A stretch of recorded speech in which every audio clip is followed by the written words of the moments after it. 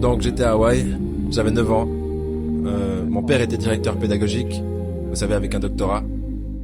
Un homme très intelligent, un mec bien. Et pour une certaine raison, nous avons déménagé de l'autre côté de la ville. Et j'ai été dans une école avec des enfants riches. Quand soudainement, j'ai réalisé que j'étais pauvre parce que c'est relatif. Vous savez, comme Einstein l'a dit, tout est relatif. Et donc je me souviens lever la main quand j'avais 9 ans, en parlant à ma professeure de CM1. J'ai dit, quand est-ce qu'on va apprendre des choses sur l'argent? Et elle a dit, on n'enseigne pas l'argent à l'école. Et j'ai dit, pourquoi pas? Et elle ne pouvait pas me répondre. Elle est devenue très frustrée. Elle a dit, assieds-toi, prends ta place. Parce que le système scolaire ne vous apprendra jamais rien à propos de l'argent. Le système scolaire a été conçu pour vous apprendre à être un employé. Ce qui est important, ou un docteur, ou un avocat, un spécialiste. Mais jamais des choses au sujet de l'argent. Et ensuite, je suis devenu curieux. J'ai dit, pourquoi est-ce qu'on n'apprend rien sur l'argent? Elle a dit, va demander à ton père, c'est mon patron. Mon père était le directeur pédagogique. Je rentre à la maison et je lui demande, donc pourquoi est-ce qu'on n'apprend rien sur l'argent à l'école? Et il m'a regardé et il m'a dit, parce que le gouvernement ne nous laisse pas enseigner cette matière. Le gouvernement nous dit ce que nous pouvons enseigner et ce que nous ne pouvons pas enseigner. Si tu veux apprendre des choses sur l'argent, pourquoi est-ce que tu ne vas pas demander au père de ton meilleur ami des choses à ce sujet? Parce que le père de Mike est un entrepreneur. Et j'ai dit, qu'est-ce que tu es toi? Il a dit, je suis un employé. Je suis un employé du gouvernement. Il a dit, la différence c'est qu'un entrepreneur doit connaître l'argent. Ou alors il n'est plus entrepreneur. Et il a dit, un employé n'a rien à connaître sur l'argent. Parce que le gouvernement s'en occupera et l'entreprise s'en occupera. Donc, ça a été la fin de mes années d'école parce que je comprenais ce qu'est un faux professeur. Un faux professeur est quelqu'un qui veut juste un travail. Et ils enseigneraient n'importe quoi. Vous savez, ils enseigneraient comment se tirer des chaussures si vous les payez plus. Mais ils ne savent pas vraiment ce qu'ils enseignent.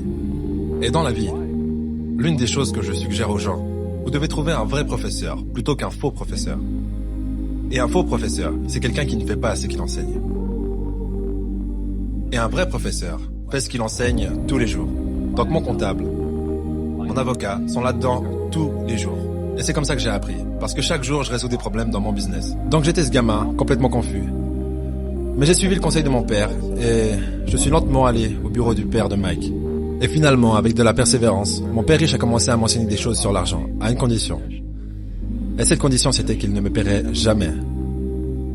Il a dit, au moment où je te paye, tu penses comme un employé. Il a dit, c'est ça le piège. Les entrepreneurs travaillent gratuitement. Mais, vous savez, malheureusement, les pauvres, comme ça l'était dans la Bible, je ne suis pas vraiment religieux, mais les pauvres seront toujours parmi nous. Parce que ça commence là-haut. C'est dans leurs mots. Et les mots deviennent de la chair. Parce que les riches, les pauvres, la classe moyenne, la pauvreté commence par une attitude fondamentale. Mais quand ils disent « je ne peux pas me le payer » ou « je ne peux pas faire ça », ils s'enfoncent. Ils deviennent ce qu'ils disent. Les gens pauvres disent « je ne peux pas me le payer, je ne peux pas faire ça, je n'ai pas le temps ». Parce que c'est une échappatoire. C'est une échappatoire. Vous voyez ce que je veux dire? C'est plus facile de dire « je ne peux pas me le payer » ou « je suis trop fatigué, je ne peux pas aller à la salle ». Quand vous savez que vous pouvez aller à la salle. Mais non, je ne peux pas. C'est vrai. Et votre père riche disait quoi? Au lieu de « je ne peux pas me le payer ». Comment est-ce que je pourrais me le permettre? Comment je peux faire ça? Vous savez, qu'est-ce que ça demanderait? Ou pourquoi est-ce que je devrais faire ça? Il dit, une question ouvre l'esprit. Une affirmation ferme l'esprit. Donc vous voyez, quand vous dites « je ne peux pas me le permettre », votre esprit se ferme. Et vous devenez ce que vous dites. Vous savez, les gens disent, eh bien l'argent n'est pas vraiment important pour moi. Alors, si l'argent n'est pas important pour vous, l'argent n'est pas important pour vous. Je veux dire, tu vois ce que je veux dire? Je m'en fiche de l'argent. L'argent s'en fiche de toi. Vous savez, les mots deviennent de la chair. Oh, je ne serai jamais riche. Ou le préféré, les riches sont égoïstes. Ce sont les pauvres qui sont égoïstes. Si vous y pensez. Parce que pour être riche, vous devez donner quelque chose. Je dois produire des livres ou des jeux. J'achète des biens immobiliers, je fournis des logements. Je crée des emplois et tout ça. C'est pour ça que je suis riche.